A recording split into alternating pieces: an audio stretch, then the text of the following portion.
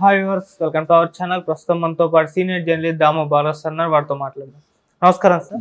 Sir, Jagan గారు తన పార్టీలో తనకు వ్యతిరేకంగా పనిచేసిన వారందరినీ కూడా తీసేసే పనిలో ఉన్నారంట సార్. మొత్తం ప్రక్షాళన కూడా చేస్తున్నారని విన్నాము. అంటే దీని ఎఫెక్ట్ ఏ విధంగా ఉంటుంది, మరి ఏం చెప్తారు సార్? జగన్ ఓడిపోయిన తర్వాత కొంత టైం పట్టింది తేరుకోవడానికి. దాని తర్వాత బెంగళూరులో కొంతకాలం ఉండొచ్చాడు. సో ఈ క్రమంలో ఏంటంటే అతను దాదాపు పార్టీకి సంబంధించి వివిధ స్థాయిల్లో ఉన్న నాయకుల్ని అందరినీ కూడా కలిశాడు. వాళ్ళ దగ్గర నుంచి ఫీడ్బ్యాక్ తీసుకున్నాడు. తను వాళ్ళ ఏరియాల్లో లోకల్గా ఏమేమి జరిగి ఉండొచ్చు, ప్రజలు తమకు వ్యతిరేకంగా ఎందుకు ఓట్లు వేశారు, సో ఇవన్నీ కూడా ఫీడ్బ్యాక్ తీసుకున్నాడు. తీసుకున్న తర్వాత తన వైపు నుంచి ఏమేమి తప్పులు జరిగాయి, సీఎంఓలో ముఖ్యంగా అధికారులకి వదిలేసి నాయకుల్ని కలిసే కార్యక్రమం అంతా వాళ్ళకి వదిలేసి జగన్ ఆ పనులు ఏమి చేయకుండా అంటే ఇటు పార్టీ మీద దృష్టి పెట్టడం తగ్గించేశాడు. ఇవన్నీ మొత్తానికి ఏమేమి తప్పులు జరిగాయి అనేది ఆనెస్ట్గా సమీక్షలు చేసుకున్నట్టుగా అర్థమవుతుంది. అట్లాగే బయట నేను ఇందాక కూడా చెప్పాను, తమ ఆనెస్ట్గా రివ్యూలు అయితే చేసుకుంటేనే ఆ పార్టీలు ఎప్పుడైనా మనుగడలో ఉండాలంటే ఖచ్చితంగా మామూలుగా కమ్యూనిస్ట్ పార్టీల్లో ఆత్మవిమర్శ అనేది ఒక పదునైన ఆయుధంగా వాళ్ళు ప్రకటిస్తారు. అంటే ఆత్మవిమర్శ అనేది అలో చేస్తారు. కానీ నేను చూసింది అక్కడ కూడా ఆత్మవిమర్శ అనేది మొక్కుబడిగా చేస్తారు. అంటే జనరల్ ట్రెండ్, ఇప్పుడు నాలో పురుషాధిక్యత ఉంది అని ఒప్పుకుంటారు. కానీ నాతో పనిచేసే స్త్రీలు పలానా సందర్భంలో నువ్వు నా ఇలా బిహేవ్ చేసావంటే 50 సంఘటనలు చెప్తే 50ని నేను నెగెట్ చేస్తా, 50 ఒప్పుకోను. కానీ జనరల్గా మాత్రం నాలో పురుషాధిక్యత ఉందని చెప్తా. సో పురుషాధిక్యత జనరల్గా ఉండదు, అది కాంక్రీట్ మేనిఫెస్టేషన్ అంటారు. అంటే ప్రత్యేక సందర్భంలో ఎక్స్ప్రెస్ అవుతుంది కదా, అవన్నిటినీ నేను ఒప్పుకోను. అలా జరుగుతూ ఉంటుంది అన్నమాట ఆత్మవిమర్శ అక్కడ.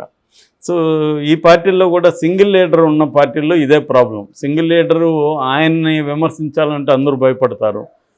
ఎందుకంటే గెలిపోయినా ఓటమైనా అతని మీదే ప్రధానంగా డిపెండ్ అయి ఉంటుంది. అట్లని అతని వల్లనే పార్టీ గెలుస్తుందా? పార్టీ స్ట్రక్చర్ ఇంపార్టెంటు, లోకల్గా పార్టీ చాలా చోట్ల ఏం జరుగుతుంది. ఫర్ ఎగ్జాంపుల్ జగన్, మాదే నియోజకవర్గం ఉంది నగిరి, జగన్ అంటే ఇష్టం కానీ రోజా అంటే ఇష్టం లేదు. అందుకని రోజాను ఓడిస్తారు. రోజా బదులు ఎవరినైనా పెట్టాను మేము గెలిపిస్తూ ఉంటారు. కానీ ఆయన రోజాను పెట్టాడు కాబట్టి రోజాను ఓడించారు. అలాగా స్థానికంగా ఉన్న పరిస్థితుల రీత్యా కూడా ఎమ్మెల్యేలు ఎవరుగా కంటెస్ట్ చేస్తున్నారు, ఇవన్నీ ఇంపార్టెంట్. అట్లాగా ఏమైందంటే కొంతమంది పార్టీలోనే ఉండి అసంతృప్తితో నెగిటివ్గా పనిచేసిన వాళ్ళు ఉన్నారు. వాళ్ళని ఇప్పుడు జగన్ ఐడెంటిఫై చేసే పనిలో ఉన్నాడు. అంటే ఇలాంటి బ్యాడ్ ఎలిమెంట్స్ అంటారు వీటిని. ఈ బ్యాడ్ ఎలిమెంట్స్ని ఏరేయాలి. చీడ పురుగులు అంటారు కదా, మన కలుపు తీయాలంటారు కదా, అట్లాగా. అంటే ఏదో పంటలో గడ్డి పెరిగి ఉంటే అది తీకపోతే పంట నాశనం చేసేస్తుంది. అలాగా ఇప్పుడు కలుపు మొక్కలు ఎవరెవరు ఉన్నారు, వాళ్ళని ఎలా ఏరివేత అనేది జరుగుతున్నట్టుగా మనకి వార్తలు వస్తున్నాయి. నిన్న కదిరి మాజీ ఎమ్మెల్యే డాక్టర్ సిద్ధారెడ్డిని సస్పెండ్ చేశారు పార్టీ నుంచి. అతను గతంలో టికెట్ ఇవ్వలేదని, అతను యాంటీగా పనిచేస్తాడనేది అతని మీద వచ్చిన ఆరోపణలు, అవి ప్రూవ్ అయినాయని చెప్పి అతన్ని చేశారు. అలాగా ఎక్కడెక్కడ కొంత ఎమ్మెల్సీలను 2-3 చేశారు. ఇప్పుడు ఈ కార్యక్రమం కూడా జరుగుతుందని చెప్తున్నారు వైసీపీలో. అంటే ఇప్పుడు ఏంటంటే ఓవరాల్గా డిఫెన్స్లో ఉంది వైసీపీ. అందుకని తెలుగుదేశం కూటమి సంబంధించి ప్రభుత్వానికి 6 నెలలు టైం ఇద్దామని కూడా జగన్ చెప్పాడు. నిజానికి 6 నెలలు టైము అనేది జనరల్గా చెప్తారు, కానీ చాలా కార్యక్రమాలు యాంటీగా ప్రజలకు జరుగుతున్నప్పుడు 6 నెలలు టైం ఇవ్వడం అనేది కూడా కరెక్ట్ కాదు. ఎందుకంటే 6 నెలల పాటు గమ్మునుంటే చాలా నష్టాలు జరిగిపోతాయి ఇక్కడ. అందుకనే బీఆర్ఎస్ సైలెంట్గా లేదు. రైతుల ఇష్యూలు ఇవన్నీ కేసీఆర్ బయలుదేరి జనంలోకి వెళ్ళి కొట్లాడాడు. అవి చేయకపోతే ఏమవుతుందంటే ప్రాబ్లం వస్తుంది. కానీ జగన్ ఆ విషయంలో కొన్ని విమర్శలు ఏవో చేస్తున్నారు, కానీ ఉద్యమాలు అయితే చేయట్లేదు. ఇక్కడ కూడా నిన్న కేటీఆర్ ఢిల్లీలో మాట్లాడుతూ మేము ఈ ప్రభుత్వానికి 2 ఏళ్ళు టైం ఇస్తున్నాం, 2 ఏళ్ల తర్వాత మేము ప్రజలకి వెళ్ళి ఉద్యమాలు నిర్మిస్తామని చెప్తున్నారు. సో 6 నెలలు టైం అంటారు, కానీ వాళ్ళు ఖండిస్తూ అయితే ఉన్నారు వాళ్ళు కూడా. కాకపోతే ప్రజల్లోకి వెళ్ళి ఉద్యమాలు చేసి ఆర్గనైజ్ చేయాలంటే ప్రజల్లో కూడా ఆ స్థాయి వ్యతిరేకత రాకుండా నువ్వు ఉద్యమాలు చేయాలని పిలిపించినా ఎవరు రారు ప్రజలు. సో ఇప్పుడు అక్కడ ఆల్రెడీ కొన్ని ప్రాబ్లమ్స్ స్టార్ట్ అయినాయి. చంద్రబాబు ఆల్రెడీ ఆర్థిక వ్యవస్థ బాగాలేదు, అప్పుల్లో ఉంది, ఇవన్నీ మాట్లాడుతున్నాడు. ఇవన్నీ గతంలో తెలియదా? నిజానికి జగన్ ఇలా చేయడం వల్లే, డబ్బులు పనిచేయడం వల్లే ఈ ఆంధ్ర రాష్ట్రం దివాలా తీసింది, శ్రీలంక అయిపోతుందని వీళ్ళే విమర్శించి జగన్ ఇచ్చేదానికంటే డబ్బులు ఇస్తానని చంద్రబాబు ప్రకటించడం అంటే క్లియర్గా తను జనాలను మోసం చేయడమే, నో డౌట్ అది. ఎందుకంటే ఆర్థిక వ్యవస్థ ఎక్కడుంది? పేరుకేమో సంపద సృష్టిస్తామని, మరి ఇప్పుడు సంపద సృష్టించవచ్చుగా, ఎందుకు ఆర్థిక వ్యవస్థ బాగాలేదంటారు? సంపద సృష్టి అనేది అంత ఈజీ కాదు. ఒకడేదో ఒక ముఖ్యమంత్రి అనుకుంటే కూడా జరగదు. దేశవ్యాప్తంగా ఉండే అనేక ఫ్యాక్టర్స్ కూడా పనిచేస్తాయి. సంపద సృష్టి అనేది ఏదో ఒక ముఖ్యమంత్రి ఒక రాష్ట్రంలో నేను సంపద సృష్టించేస్తాను అంటే అది అంత ఈజీ ఏం కాదు. కాకపోతే జనాలకి ఏదో ఒకటి చెప్పాలి కాబట్టి అలా అప్పుడు చెప్పారు. సో ఇప్పుడు అది కష్టం. అందుకని ఇప్పటి వరకు ఇప్పుడు పెన్షన్లకే 4,000 కోట్లు అప్పులు చేశారు. ఎవరి మంత్ 3,000 కోట్లు చేయాలి. ఆల్రెడీ ఇప్పటికీ జీతాలు మిగతా వాటికి 7,000 కోట్ల పైన అప్పులు చేశారు. సో ఇంకా ఎవరి మంత్ అప్పులు చేసుకుంటున్నారు. ఆల్రెడీ వడ్డీలు ఉన్నాయి. చంద్రబాబు దిగిపోయినాటికి కూడా ఆయన ఏమి సంపద సృష్టించి పెట్టేసిపోలేదు.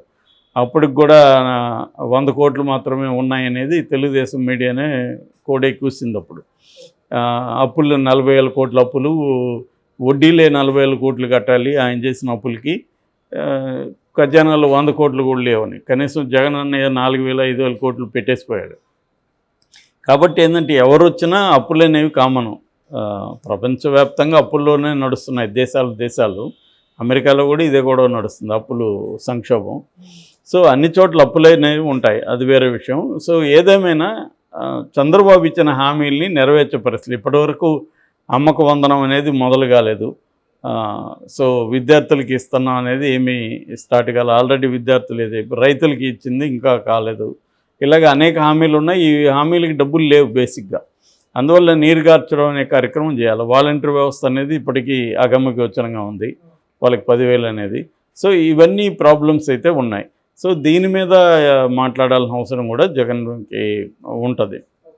అయితే జగన్ ఏంటంటే ముందు ఇల్లు చక్కబెట్టుకోవడంలో ఇప్పుడు నిమగ్నమైనట్టు కనబడుతుంది. అంటే ఒకటి, కేసుల నుంచి రక్షించుకోవాలి. కేసులు పెట్టడం మొదలైంది ఆల్రెడీ. సజ్జల మీద వీళ్ళ మీద కేసులు పెట్టారు. సజ్జల నిన్న ముందస్తు బెయిల్కి అప్లై చేశాడు. కొడాలి నాని అప్లై చేస్తే కోర్టు కొడాలి నానికి ఫేవర్గా ఇచ్చింది. సో ఇలాగా అందరూ ఇప్పుడు లీగల్ నెట్వర్క్ని పెంచుకోవడం, తమ వ్యవస్థల్లో తమ మనుషులు ఎవరెవరు ఉన్నారు వాళ్ళని యాక్టివేట్ చేసుకోవడం, ఇక మోడీతో ఎట్లా ఉండాలి అని కేంద్రంతో సంబంధాలని కొంత మెరుగుపరుచుకోవడం. దీనివల్ల ఏమవుతుందంటే ముఖ్యంగా జగన్ మీద ఉన్న కేసుల్ని ఇమీడియట్గా డిస్పోజ్ అయ్యి అతను జైలుకి పోనీయకుండా చూసుకోవడం, ఇటువంటి కార్యక్రమాలు డిఫెన్స్ యాక్టివిటీ అంతా చేస్తుంది. అఫెన్సివ్లకి ఇప్పుడే రాలేదు. కాకపోతే కంప్లీట్గా డిఫెన్స్లో ఉంటే కేడర్ నీరు గారిపోతారు కాబట్టి అప్పుడప్పుడు జగన్ వార్నింగ్లు ఇస్తున్నాడు చంద్రబాబుకి. అవన్నీ ఉత్తుత్తు వార్నింగ్లు తప్ప ఇప్పటికిప్పుడు అతను చంద్రబాబుకి యాంటీగా ఉద్యమాలు నిర్మించే పరిస్థితి లేదు. రెండవది, తన వాళ్ళని పరామర్శించే ఓదార్పు చేయాల్సిన పరిస్థితి. ఆల్రెడీ దాడులు జరిగాయి, ఇవన్నీ జరిగాయి కాబట్టి అదే ఒకటి చేయాలి.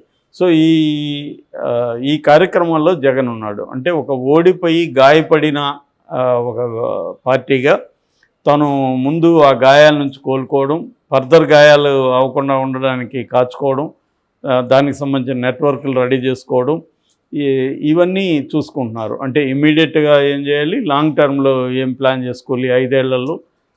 అట్లాగే ప్రత్యర్థి ఎత్తులేంటి, వాళ్ళు ఎప్పుడు మనల్ని అరెస్ట్, ఎప్పుడు విరుచుకుపడే అవకాశం ఉంది. ఎందుకంటే సైలెంట్గా ఉన్నట్టే ఉండే సడన్గా అటాకులు జరుగుతాయి. ఇప్పుడు చంద్రబాబు అరెస్ట్ అవుతాడని ముందుగా ఎవరన్నా అనుకున్నారా? ఆయన అప్పుడప్పుడు చెప్పాడు కానీ ఎవరు పట్టించుకోలేదు, సడన్గా జరిగింది. అలాగే రేపొద్దున జగన్ని సడన్గా ఒక ఫ్రైడే అర్ధరాత్రి ఎత్తుకుపోరని గ్యారంటీ ఏం లేదు. కాబట్టి ఇలాంటి వాటికి ఎలా రెడీగా ఉండాలి అని ఈ కార్యక్రమాల్లో జగన్ అండ్ పార్టీ నిమగ్నమైనట్టుగా కనిపిస్తుంది. Okay sir, thank you so much sir.